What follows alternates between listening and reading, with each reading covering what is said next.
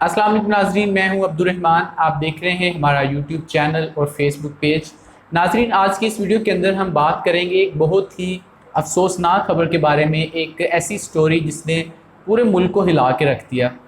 हैदराबाद से ये स्टोरी सामने आती है जहां पर एक 4 बच्चों की मां 32 साला खतून कुर्रतुल ऐन को उसका शोहर बड़ी ही बेदर्दी के साथ कत्ल कर देता है।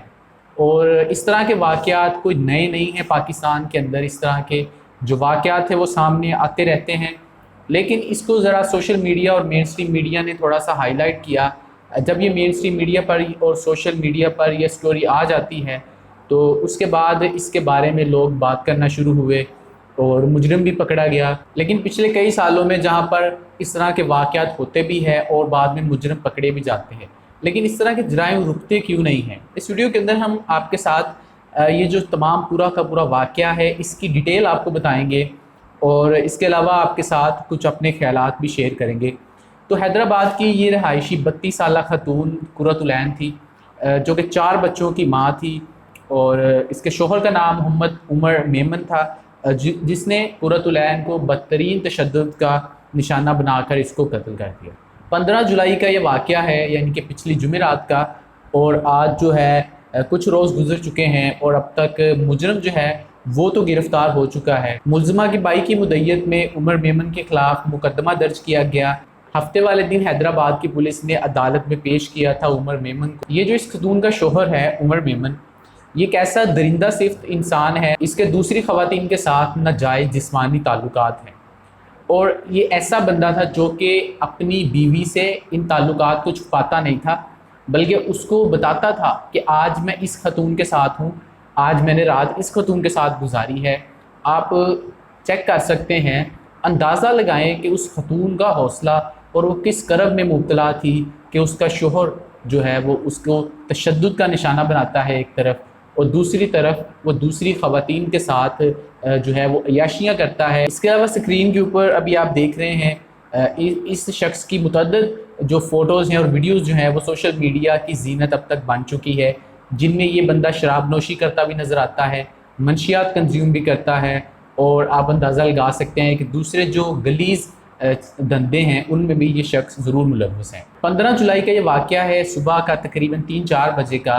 कहा जाता है कि मीडिया रिपोर्ट्स में अब तक जो आया है उनके मुताबिक उमर मेमन ने कुर्रतुल ऐन को कई घंटे तक तशद्दुद का निशाना बनाया। उसके बाद जब वो कुर्रतुल ऐन जो है वो कत्ल हो जाती है, मुर्दा हो जाती है, तो ये बंदा वहाँ से चला जाता है और वापस आकर अपने कपड़े और अपनी बीवी के कपड़े जो है वो चेंज कर देता है। और उसके बाद पता नहीं इसके जहन में क्या आता है, ये कुर्रतुल ऐन को हॉस्पिटल लेके चला जाता है और वहाँ पर ये ड्रामा करता है कि मेरी बीवी ने खुदकुशी कर ली है। तब तक कुर्रतुल ऐन जो है उसके बचने के चांसेस जो है वो ख़त्म हो जाते हैं। उसके बाद पोस्टमार्टम की रिपोर्ट आती है। उस रिपोर्ट के अंदर ये इंकशाफात होते हैं कि कुर्रतुल ऐन के पूरे जिस्म के ऊपर खून और चोटें थी।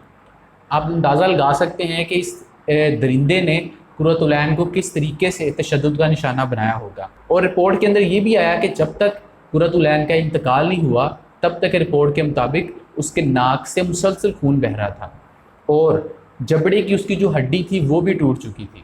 मैं आपको स्क्रीन के ऊपर ये कुछ स्क्रीनशॉट्स दिखाता हूँ जो कि व्हाट्सएप चैट के हैं। कुर्रतुल ऐन की कोई करीबी रिश्तेदार है जिसका नाम है फ़िज़ा, उसके साथ ये चैट्स हैं जो कि जिसमें कुर्रतुल ऐन बता रही है कि उमर जो है वो उसके ऊपर तशद्दुद करता है और अगर कुर्रतुल ऐन को मुझे कुछ होता है तो कुर्रतुल ऐन कहती है कि समझ लेना कि उमर ने मुझे कत्ल कर दिया है। और ये आजकल की चैट्स नहीं है, ये जुलाई 2020 की है, यानी कि 1 साल पहले की चैट्स हैं। अब उमर मेमन जो है वो तो गिरफ़्तार हो चुका है और हैदराबाद में बल्दिया पुलिस स्टेशन में है। मीडिया रिपोर्ट्स के मुताबिक जो मुजरम है उसकी फ़ैमिली जो है वो काफ़ी ज़्यादा असर और रसूख वाली है। हैदराबाद के अंदर ये जो उमर मेमन है इसके भाई की न्यूयॉर्क कैफ़े और बेकरी के नाम से एक बहुत बड़ी इनकी शॉप है और उमर मेमन का जो वालिद है वो भी सेक्रेटरी आबपाशी रहा है सिंध के अंदर और उमर मेमन कारों का बिज़नेस करता है। तो इससे आप अंदाज़ा लगा सकते हैं कि इनकी जो फैमिली है, इनके ताल्लुकात है सियासी ख़ानदानों के साथ, पॉलिटिशियंस के साथ। तो एक आम बंदा, एक आम खतून जिसके ऊपर कई सालों से तशद्दुद हो रहा था, लोग ये भी कहते हैं कि जी जिसको कहा जाता है कॉन्सेप्ट विक्टिम ब्लेमिंग का, کہ اگر قرۃ العین کے اوپر تشدد ہو رہا تھا تو وہ پہلے کبھی سامنے کیوں نہیں آئی؟ تو یہ ریزنز ہے بھائی کہ وہ سامنے کیوں نہیں آئی۔ ایسی ایک قرۃ العین نہیں ہے، ہزاروں قرۃ العین ہمارے آس پاس ہیں، ہمارے معاشرے میں ہیں، جو کہ صرف اس وجہ سے سامنے نہیں آتی کیونکہ ان کو پتہ ہوتا ہے کہ ان کو انصاف نہیں ملنا، اور اتنے بڑے ان کے تعلقات ہوتے ہیں، بڑے بڑے لنکس ہوتے ہیں، تو ان لوگوں کو وڈیروں کو قانون کے نیچے لے کر آئے گا۔ سوال اب یہ نہیں ہے کہ مجرم کو سزا ملے گی، سوال یہ ہے کہ پاکستان میں تمام تر قوانین موجود ہیں، لیکن اس کے باوجود لوگ جو ہیں وہ سزا سے ڈرتے نہیں ہیں۔ لوگوں کو ڈر نہیں ہے کہ ان کو کوئی پکڑے گا، کوئی سزا دے گا۔ یہی اس کیس کے اندر بھی ہے کہ ایک رئیس زادہ ہے جو کہ دوسری خواتین کے ساتھ تعلقات بناتا ہے، اپنے 4 بچے ہیں اور چھوٹے چھوٹے بچے ہیں، جو سب سے بڑا بچہ ہے وہ 9 سال کا ہے اور جو سب سے چھوٹا بچہ ہے وہ 2 سال کا ہے۔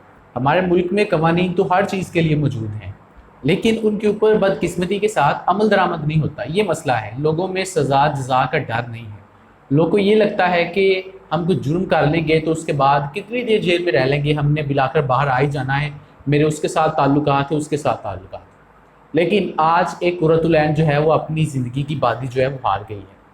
اگر ہم بطور قوم اس چیز کو سمجھیں اور اس چیز کو نوٹس کریں کہ ہمارے آس پاس کیا ہو رہا ہے، کسی کے گھر میں اگر اس طرح کا کوئی واقعہ ہو رہا ہے تو ہمیں چپ نہیں رہنا چاہیے، ہمیں سامنے آنا چاہیے اور ہمیں اس چیز کی بھرپور مزاحمت کرنی چاہیے۔ اگر ہو سکے تو ہمیں جو قانون نافذ کرنے والے ادارے ہیں، اگر کسی کے اوپر کوئی جسمانی تشدد ہو رہا ہے، وائلنس کا کیس ہے، تو ان لوگوں کو جو ادارے ہیں ان کو اس کے اندر ضرور ملوث کرنا چاہیے تاکہ اس طرح کے جو واقعات ہیں وہ رک سکیں۔ بدقسمتی کے ساتھ ہم نے ایک قرۃ العین کو تو نہیں بچا سکے، لیکن جو باقی ہزاروں سینکڑوں قرۃ العینز ہیں ان کو ہم بچا سکتے ہیں۔ اس کے لیے آپ کی اور میری چھوٹی چھوٹی جو یہ ایفرٹس ہیں یہ کام آ سکتی ہیں۔ تو اس ویڈیو کو یہیں پر ختم کرتے ہیں۔ کرنے کو باتیں تو اور بھی بہت ساری ہیں، لیکن ہم جتنی مرضی باتیں کر لیں، لیکن ہماری باتوں کا اثر اس وقت ہوگا جب لوگ جو ہیں وہ ایکچولی میں ان کو فالو بھی کریں گے اور اپنی کچھ ذمہ داری کا احساس کریں گے۔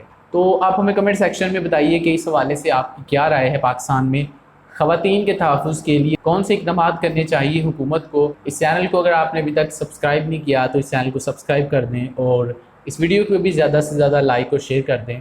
آپ سے ملاقات ہوگی اگلی ویڈیو میں، تب تک کے لیے ہمیں اجازت دیجیے۔ اللہ حافظ۔